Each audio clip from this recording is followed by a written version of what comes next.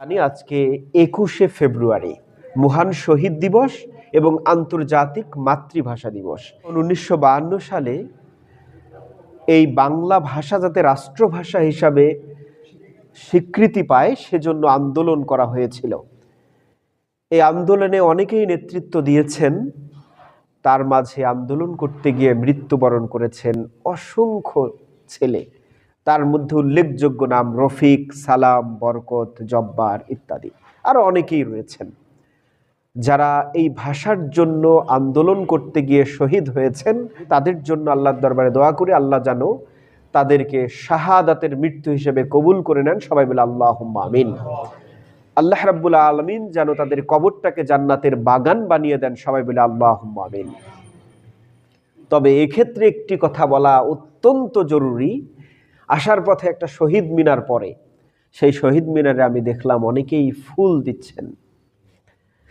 আল্লাহর কসম, আল্লাহে এই মসজিদের মেম্বারে আমি বসে আপনাদেরকে বলছি, এই ফুল দেয়াতে এ সমস্ত শহীদদের জন্য 1% কোনো লাভ নেই। 1 পয়সার সহযোগিতা তাদেরকে আল্লাহর পক্ষ থেকে হবে না এই ফুল দিবার কারণে। বরং আমি আপনাদেরকে নিয়ে যে দোয়া করলাম, এটাই বরং আল্লাহর দরবারে কিছুটা হলেও তাদের জন্য সহযোগিতা হবে। এই ফুলগুলো দেওয়ার কোনো প্রয়োজনীয়তা নাই। আপনি ফুল দিলেন, এই ফুলটা দিতে গিয়ে যে টাকাটা খরচ হয়েছে, যে অর্থটা খরচ হয়েছে, অথবা তাদের জন্য যে বিভিন্ন ধরনের অ্যারেঞ্জমেন্ট করা হয় সেটা না করে বরং তার পরিবারের জন্য যদি কিছু অর্থের সহযোগিতা করা যায়, তাদেরকে যদি বিশেষ কোনো সুবিধা দেওয়া হয়, বরং সেটাই অনেক বেশি উপকার হবে তাদের জন্য। সুতরাং আমার মনে হয় এই ফুল দেওয়ার কালচারটা আমাদের সমাজ থেকে বাতিল হওয়া উচিত।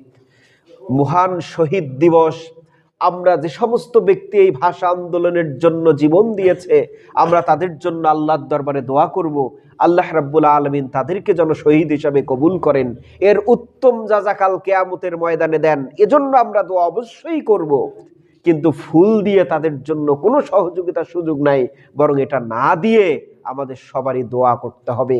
আমি বর্তমান সরকারকে আহ্বান জানাতে চাই, যেহেতু অনেক সংস্কার হচ্ছে, এই ফুল দেওয়ার সংস্কারটাও বাদ দিয়ে আমাদের ইসলামী কালচারে প্রবেশ করে তাদের জন্য দোয়ার ব্যবস্থা করা উচিত। দুঃখজনক হলেও সত্য, আমাদের মাননীয় প্রধান উপদেষ্টা আজকে নিজেই ফুল দিয়েছেন। এটা কেন হয়েছে জানেন? আমাদের ব্যবস্থাটাই এরকম, রাষ্ট্র ব্যবস্থাটাই এরকম, 100% ইসলামিক না। আসলে আপনি যদি এটাকে বাস্তবসম্মতভাবেই দেখেন, ফুল দিয়ে কি আদতে কোনো উপকার হইল? যারা মারা গিয়েছে কোনো লাভ নেই। মসজিদে এসে মুনাজাতে যদি তাদের জন্য দোয়া করেন, সেটাই বরং অনেক বরকতের হবে।